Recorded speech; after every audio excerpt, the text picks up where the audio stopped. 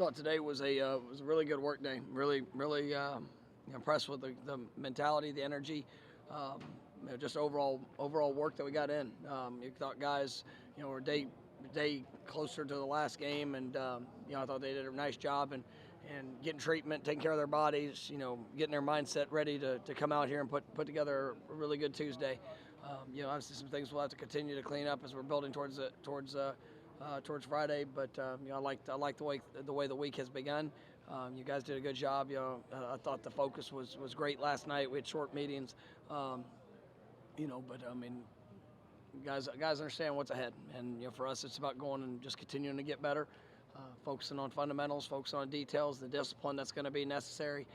Here this week, and I thought they got off to a good start.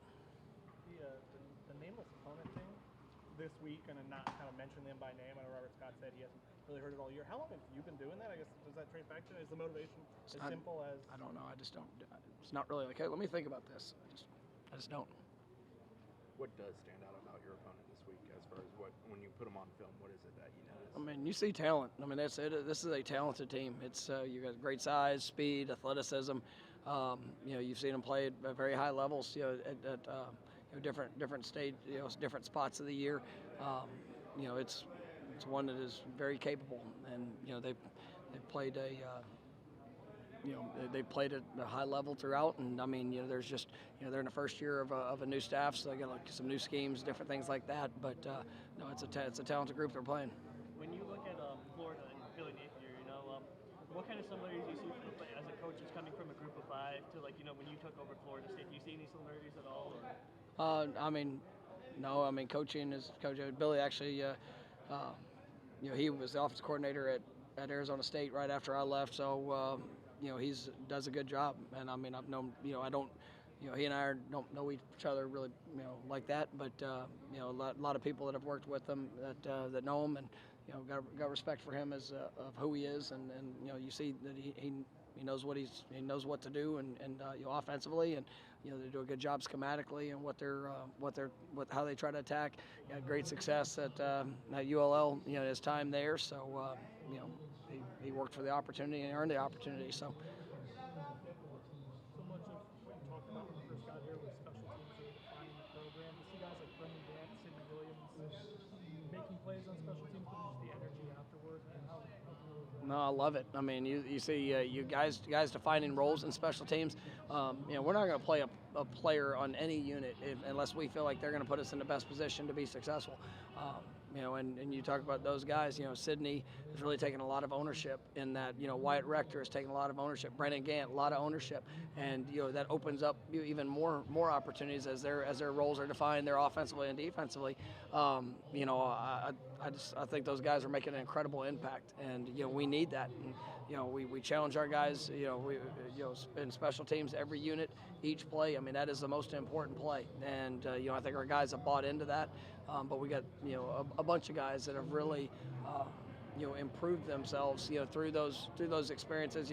Kentron, somebody I think about, Malik, somebody I think about that has played at a high level within those units, and we've got a lot of guys that really take a lot of ownership there.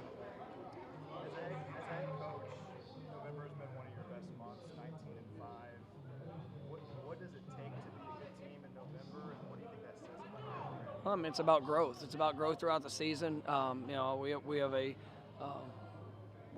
We have a method of what we do and how we practice and how we continue to build throughout. But it's always focused on the fundamentals, the details, the discipline. It's something we take a lot of pride in, and how we finish, because that's one of those core things to our identity that we want to be remembered by. And like I think I said this the other day. I mean, it's so easy to say it at the beginning. Oh, we're going to finish. Well, what are you doing? Are you willing to do things day to day to put yourself in a position to grow consistently throughout the course of a season so that you can? And it's not easy, but it's absolutely something that we want to be one of the cornerstones of our program is what we do there at the end of the season. It shows the growth and just the belief in who we are and what we're all about.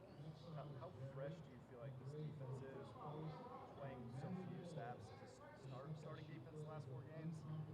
Just comparatively, like, how fresh? I mean, it's when when you're able to play a lot of guys, it definitely helps, and it allows you to play fast. It allows you to even push harder there in practice, and what we've been able to do. And so, I mean, our guys, the way they have taken practice to the field has been really impressive to me, and we need to do that again this week. But when it comes to their conditioning, when it comes to the things that they've done, they're ready to play a complete game, and ultimately it's good that some of the pounding that comes up in the last 4 games that they probably missed out on a little bit. It definitely helps their bodies, and allows them to still play at a very high level.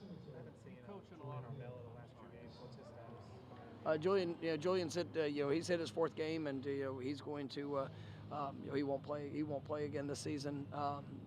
We've made that decision with him. But other than that, you coach you coach a lot of football in a lot of different places. What makes this rivalry so unique, and why you seem to jump both feet into this rivalry, both of these rivalries, the in-state rivalries, and you got why? I mean, it's just it's the passion, the intensity, the pageantry of it. Really, I mean, it's all of it. And I'm a fan of college football, and you can't speak of great rivalries without mentioning this one. Obviously the game we played earlier this year. I mean, it's what people remember. I mean, it will always be talked about. Some of the greatest athletes in the country. Some just wonderful the wonderful fan base. The just what it means to both universities. I mean, it is. It's an honor to be able to be a part of it. And I, the reason why I jump into it because I respect it. And I think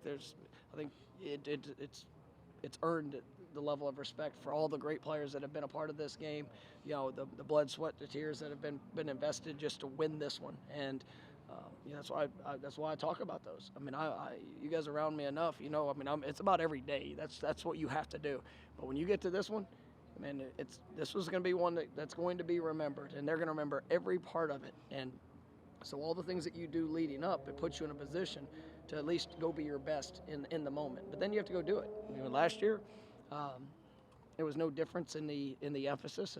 But we allowed ourselves to get distracted in some moments. We had some tough things that showed up and occurred, but we allowed ourselves to get distracted with all the emotion and all the things that are there. And you got to learn from experience. And I think our guys, they know what it takes, but we've got to go do it.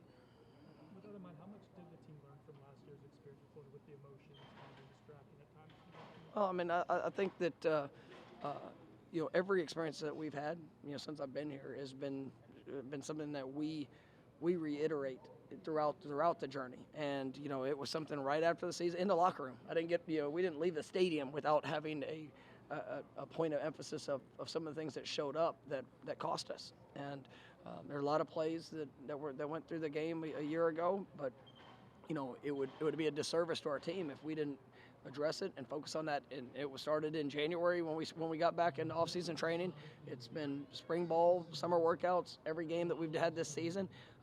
You've got to have those reminders, because you can learn a lesson, but if you don't apply the information that was gained, then you're wasting what it was. And so we try to keep guys constantly growing, but also we keep it as a reminder that these are things that have happened to us, and what are we going to do to be different? You guys have played some good running quarterbacks this year throughout the year. Is Anthony Richardson any different? Like, how do you guys guard him? He's a special athlete. I mean, you see his arm strength, his mobility, just his overall strength. I mean, we played him last year, and we know the challenge that he brings to this game, and he's played really well. At a lot of times this year. I mean, throwing the football. You're coming off a game, I think, threw for 400 something yards last week. I mean, he's a talented quarterback that when he has to use his legs and he does that. I mean, you better come with everything you got, because he's a big tough player. So he's a talented player, and he definitely presents his own unique challenges.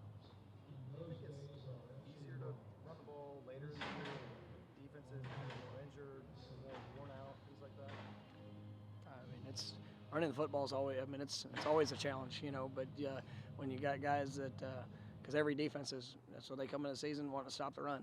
You know, each game. I mean, that's something that you're gonna have to fight for. You're gonna have to you make sure that you do a good job of trying to put together the best concepts. You know, put the guys in the best position, and then guys going out there and executing at a high level with physicality and determination. And that we've had that show up over the last pretty much throughout the season. But I mean, it's going to be another challenge here this week.